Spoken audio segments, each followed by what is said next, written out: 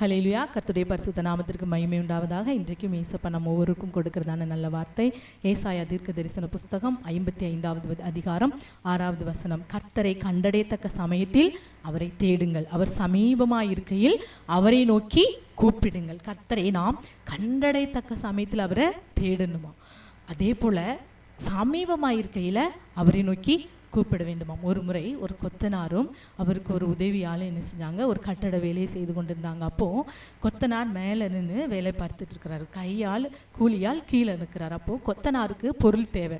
அவர் என்ன பண்ணுறாரு, கீழே இருக்கிற அந்த கையால் கூப்பிட்றாரு, அவருக்கு கேட்கல. அப்போ என்ன செய்கிறாரு, அவருடைய கவனத்தை ஈர்க்கும்படி மேலேருந்து அவர் சட்டை பாக்கெட்டில் இருந்து ஒரு 5 ரூபாய் காயின் எடுத்து அந்த கூலியால் முன்னே போடுறாரு. போட்ட உடனே அவர் அதை பார்த்துட்டு எடுத்துட்டு அக்கம் பக்கம் பார்க்குறாரு, யாருமே இல்லை அப்படின்னோடனே அதை எடுத்து என்ன செய்கிறார், தன்னுடைய பாக்கெட்டில் போட்டுக்கிறார்.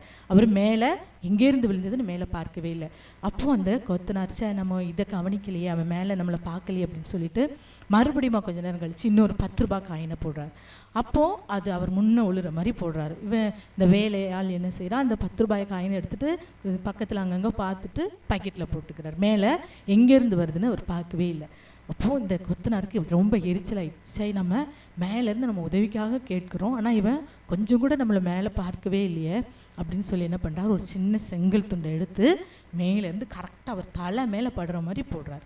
போட்டோடனே மேலேருந்து சின்ன கல் தான், ஆனால் மேலேருந்து விழும்போது அந்த ஃபோர்ஸில் என்ன பண்ணுது, அவருக்கு வலிச்சிரு. மேலே வந்து விழுந்தோடனே வலி, விழுந்த வேகத்தில். அப்போது ஐயோ அம்மான்னு சொல்லிட்டு மேலே பார்க்குறார். அப்போ தான் அவர் மேலே பார்க்குறாரு. அது வரைக்கும் அவர் மேலே பார்க்கவே இல்லை.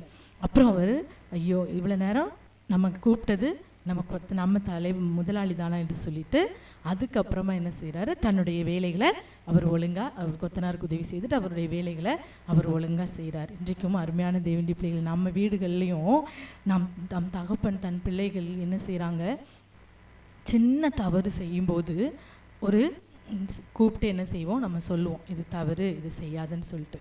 அப்போது அந்த பிள்ளை உடனே கீழ்ப்படிஞ்சா சரி. அப்படி இல்லாமல் அது கீழ்ப்படிதலுக்கு ஒப்பு கொடுக்கலனா என்ன செய்வோம், தண்டிப்போம்.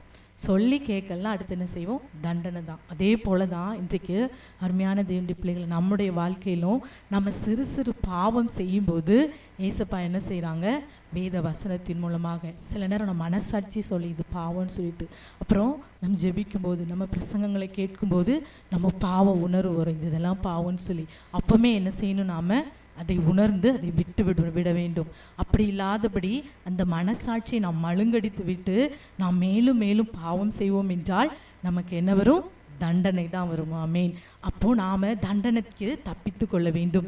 இது கிருபையின் நாட்கள். நம் கிருபையின் நாட்களில் அவர் நமக்கு கொடுக்குற அந்த கிருபையை நாம் புறக்கணிக்காதபடி, அதை அசட்டை பண்ணாதபடி நாம் என்ன செய்யணும், அதை கேட்டு அதற்கு நம்மை ஒப்பு கொடுக்க வேண்டும். எபிரேயர் 2வது அதிகாரம் 4வது வசனத்தில் ஒரு வார்த்தை இப்படியாக சொல்கிறது வேதத்தில், இவ்வளவு பெரிதான ரட்சிப்பை குறித்து நாம் கவலையற்றிருப்போமானால் தண்டனைக்கு எப்படி தப்பித்து கொள்வோம். ரட்சிப்பை கர்த்தர் நமக்கு கொடுத்திருக்கிறார்.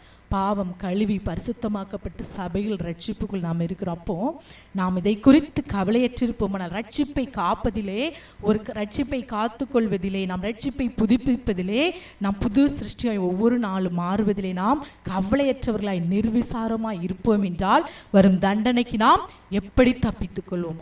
அப்போ இன்றைக்கே அனுகிரக நாள், இப்பொழுதே ரட்சணை நாள். அப்போ இந்த அனுகிரக நாட்களில், இந்த கிருபை நாட்களை நாம் அல்லல் தட்டாதபடி, அதை அசட்டை பண்ணாதபடி கர்த்தருடைய கடிந்து கொள்ளுதலுக்கு நாம் என்ன செய்யணும், திரும்ப வேண்டும். அவருடைய வார்த்தைக்கு நாம் திரும்ப வேண்டும். அப்போ நாம் தண்டனைக்கு நாம் தப்பித்துக் கொள்வோம். அப்போ கர்த்தர் அவருக்கு பிரியமான பிள்ளைகளை சின்ன சிற்சை கொண்டு அவர் நடத்துகிறார். இப்போ நம்ம வீடுகளில் இருக்கிறோம், நாம் குடும்பத்தில். அப்போது சின்ன ஏதோ நம்ம லைஃப் நல்லா போயிட்டு இருக்கும்போது ஒரு கஷ்டம், பிள்ளைகளுக்கு நோய், நமக்கு பலவீனம், பண கஷ்டம், கடன், வியாபாரத்தில் நெருக்கடி, இப்படியெல்லாம் வரும்போது தோல்வி, எதை எடுத்தாலும் அதில் ஒன்றுமே முன்னேற்றம் இல்லாத ஒரு வெறுமையான வாழ்க்கை, ஒரு சமாதானம் இல்லாத சூழ்நிலை, அப்படி வரும்போது நாம் என்ன செய்யணும், சிந்தித்து பார்க்கணும். கர்த்தருடைய சமூகத்தில் முழங்கால் படியிட்டு நாம் பார்த்தது போல கர்த்தரை கண்டடையத்தக்க சமயத்தில் அவரை நோக்கி கூப்பிடுங்கள், தேடுங்கள் என்று சொல்ல, ஜெபத்தில் அவர் தேடும்போது கர்த்தர் உணர்த்துவார். அப்போ அதை உணர்த்தும் போது அந்த பாவத்தை நமக்கு இந்தந்த பாவத்தினால தான் உனக்கு இந்த காரியம் என்று சொல்லி கர்த்தர் உணர்த்தும் போது நாம் என்ன செய்யணும்? அதற்கு கீழ்ப்படிந்து அதை நாம் விட்டுவிட வேண்டும். இதுதான் கரெக்டான ஒரு கிறிஸ்தவ வாழ்க்கை. நிறைய பேர் இதை நான் சொல்லி கேட்டிருக்கேன். என் வாழ்க்கையில் இப்படி பிரச்சனை என்னன்னு பார்க்கும்போது கர்த்தர் எனக்கு வெளிப்படுத்தினார், அதை நான் விட்டுவிட்டேன் அப்படின்னு சொல்லும்போது அவங்க வாழ்க்கையில் கர்த்தர் திரும்ப கட்டுவார். இன்றைக்கும் உங்களுடைய வாழ்க்கையில் இப்படிப்பட்ட ஏதாவது ஒரு பிரச்சனை இருக்குமான்றால் கர்த்தருடைய சமூகத்தில் முழங்கால் படிட்டு எதனால் எனக்கு இப்படின்னு சொல்லி உங்களை நீங்கள் அலாசி ஆராய்ந்தீங்கன்னா கர்த்தர் வெளிப்படுத்துவார். ஆகவே இந்த வேளையில் ஏசப்பா அவரை சமீபமாக இருக்கும்போது அவரை நாம் தேடுவோம். தண்டனைக்கு நாம் தப்பித்து கொள்ளும்படி அவர் சிக்ஷிக்கும் போதே நாம் என்ன செய்வோம்?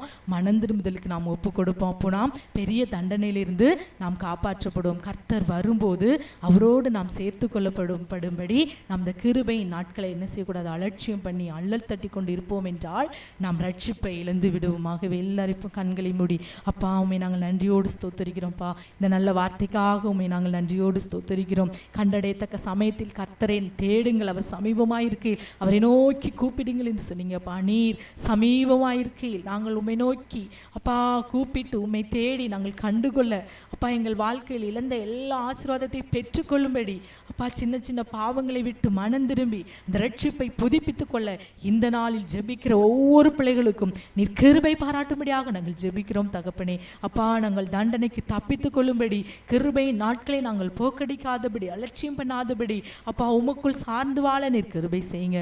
பெரிய காரியங்களை செய்யுங்க. எங்களை முற்றிலும் ஆய்வுடைய கரத்தில் ஒப்பு கொடுக்கிறோம். சகல துதி கனமாகியுமே ஒருவருக்கே செலுத்துகிறோம். இயேசுவின் நாமத்தில் ஜெபிக்கிறோம் நல்ல பிதாவே. ஆமேன் ஆமேன்.